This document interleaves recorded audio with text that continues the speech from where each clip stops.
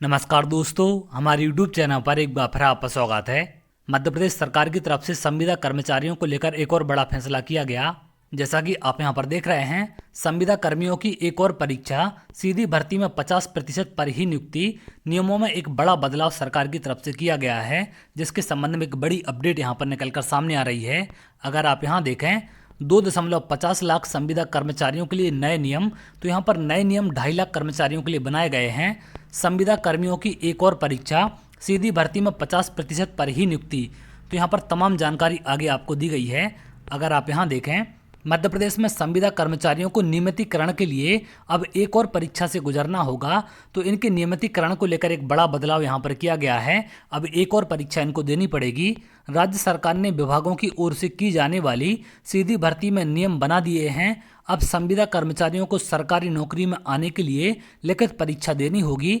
इसमें अभी 50% से अधिक अंक आने पर ही उन्हें नियुक्ति होगी। इससे कम अंक पर उनकी नियुक्ति नहीं होगी। तो कम से कम 50% अंक यहाँ पर लिखित परीक्षा में इनको लाने पड़ेंगे, तभी इनको ज्वाइनिंग मिलेगी। 50% से कम होने पर इनको ज्वाइनिंग नहीं दी जाएगी।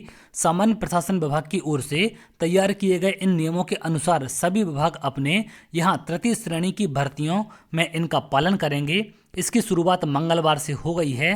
पंजीयन एवं मुद्रांक विभाग ने भर्ती नियमों में संशोधन करते हुए नए नियम उप सचिव वंदना शर्मा ने जारी कर दिए हैं। तो इस प्रकार से तमाम विभागवार आदेश देखने मिलेंगे, जिसमें नए नियम के आधार पर अब भर्ती की जाएगी। सीधी भर्ती में संविदा के लिए 20% पद आरक्षित होंगे। यदि 50% अंक पर पूरे पद नहीं भरे तो वे सामान्य के हो जाएंगे। तो इस प्रकार से यहाँ पर तमाम नियम किए गए हैं। सीधी भर्ती में संविदा कर्मचारियों के लिए 20% पद आरक्षित होंगे। यदि किसी विभाग में 100 पदों के लिए सीधी भर्ती होनी है तो उसमें से 20 पद संविदा कर्मियों के लिए आरक्षित होंगे।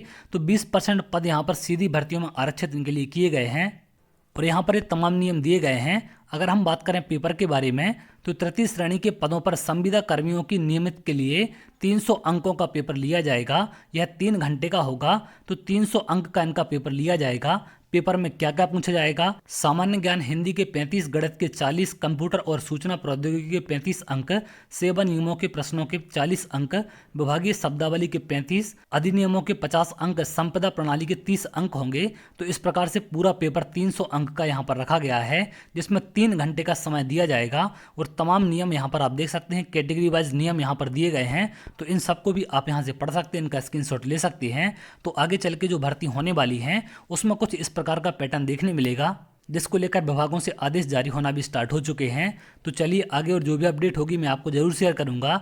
अगर आप ऐसी जानकारी चाहते हैं तो हमारे चैनल के साथ जुड़ सकते हैं, जिससे और भी इंपॉर्टेंट अपडेट आपको मिल सके। बहुत जल्द अगले वीडियो में मिलेंगे, तब तक के लिए बहुत बहुत धन्यवाद।